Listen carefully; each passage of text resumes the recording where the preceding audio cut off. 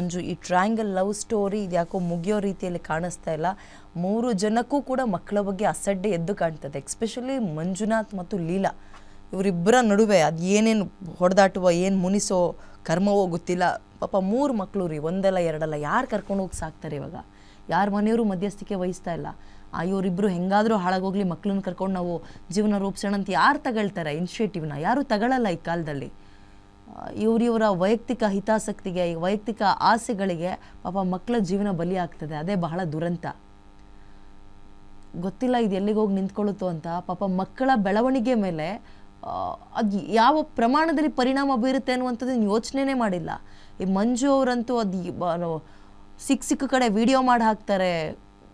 ಅದು ಎಲ್ಲಿಗೆ ತೊಗೊಂಡೋಗಿ ನಿಲ್ಲಿಸ್ಕೊಳ್ತಾರೋ ಜೀವನವಾಗ ಗೊತ್ತಿಲ್ಲ. ಬಟ್ ಪಾಪ ಮಕ್ಕಳು ಬಹಳ ಆತಂಕವನ್ನು ಮತ್ತು ಬೇಜಾರನ್ನು ಮೂಡಿಸ್ತಾ ಇರುವಂಥದ್ದು ಮಕ್ಕಳ ವಿಚಾರ. ಇಲ್ಲಿ ಅಷ್ಟು ಇದಾಗಿಲ್ಲ. ಅದಾದ್ಮೇಲೆ ಇಲ್ಲಿ ಬೆನ್ನುಗ ಚುಚ್ಚುದ, ಅದನ್ನು ಇದಾಗಿ ಸ್ವಲ್ಪ ಜಸ್ಟ್ ಮಾತಾಡಲಿಲ್ಲ, ಏಕ್ದಮ್ ಕಾಡ್ ಪುಡಿ ಹಾಕ್ಬಿಟ್ಟು ಹೊಡಿತಾ ಇದ್ದಾನೆ. ಏನು ಎತ್ತಂದೇನು ಕೇಳಲೇ ಇಲ್ಲ, ಏನು ಕೇಳಿಲ್ಲ. ನಿಮ್ಮನ್ನ ಮಾತ್ರ ಸುಮ್ಮನೆ ಬಿಡೋದಿಲ್ಲ, ಇಷ್ಟೆಲ್ಲ ಆದ್ರೂ ಕೂಡ ಏನೇ ಆದ್ರೂ ಕೂಡ ನಿಮ್ಮನ್ನ ಮಾತ್ರ ಸುಮ್ಮನೆ ಬಿಡೋದಿಲ್ಲ ಅಂತ ಹೇಳ್ಬಿಟ್ಟು ಹೋಗಿದ್ದಾನೆ ಸರ್. ಮೆಟ್ಲ ಮೇಲೆಲ್ಲ ತಳ್ಳು. ಅಂದ್ರೆ ಏನು ಬಾಟಲ್ಗಳು ಕಾರ್ಪೊರೇಟ್ ತಗೊಂಡೇ ಬಂದಿದೆ ಜೊತೆಲಿ? ತಗೊಂಡೇ ಬಂದಿದೆ. ಅವ್ರ ಕಡೆಯಿಂದ ಎಲ್ಲಾನು ತಿಳ್ಕೊಂಡು ಇವನ್ನೆಲ್ಲ ಮಾಡ್ತಾ ಇದ್ದಾನೆ ಸರ್. ಯಾರು ಇಬ್ರು? ಒಬ್ರು ಚಂದ್ರು ಅಂತ ಅಂದ್ಬಿಟ್ಟು, ಇನ್ನೊಬ್ರು ಸ್ವಾಮಿ ಸಬಾಸ್ಟಿನ್ ಅಂತ ಅಂದ್ಬಿಟ್ಟು, ಇವ್ರಿಬ್ರು ಮಾತ್ರ ತುಂಬಾ ಚೆನ್ನಾಗಿ ಕೇಳ್ತಾನೆ ಸರ್.